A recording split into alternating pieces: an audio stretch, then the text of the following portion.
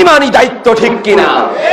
মুসলিম জাতি বলতে চাই মুহাম্মদুর রাসূলুল্লাহ সাল্লাল্লাহু আলাইহি ওয়াসাল্লাম বলেছেন, তিরমিজি সুনানে তিরমিজির প্রথম খণ্ডের 280 নম্বর পৃষ্ঠায়, মান হালাফা বিগাইরিল্লাহি ফাকাদ আশরাকা।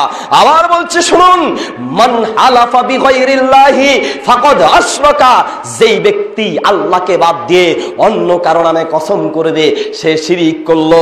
যেই ব্যক্তি আল্লাহকে বাদ দিয়ে অন্য কারো নামে শিরিক, অন্য কারো নামে কসম করলো, সেই ব্যক্তি শিরক করলো।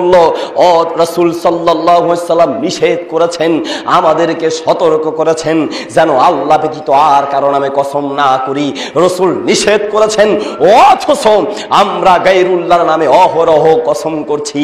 স্বামী আর স্ত্রী, জামাই আর বউ, স্বামী আর স্ত্রী, হাজবেন্ড আর কি ওয়াইফ, এই দুইজন ঝগড়া লেগেছে। ঝগড়া লেগে স্বামী স্ত্রীকে বলছে তোর বাপের কসম, স্ত্রী বলছে তোর মায়ের কসম, স্বামী বলছে তোর 14 গোষ্ঠীর কসম। কসম করতে হবে আল্লাহর নামে, আর সেই কসমকে 14 গোষ্ঠীর কসম পর্যন্ত নিয়ে গেছে। নাউজুবিল্লাহ। ঝগড়া লেগে ছেলেকে ডাক দিয়ে বলছে, ছেলের মাথার উপর হাত দিয়ে বলছে তোর ছেলের মাথার কসম, মাথায় হাত দিয়ে বলছে মাথার কসম, চোখে হাত দিয়ে চোখের কসম করছে, ছেলের কসম করছে, কত রং রঙের কসম করছে। না, কসম করতে হবে গুরুত্ব বোঝানোর জন্য একমাত্র কার নামে?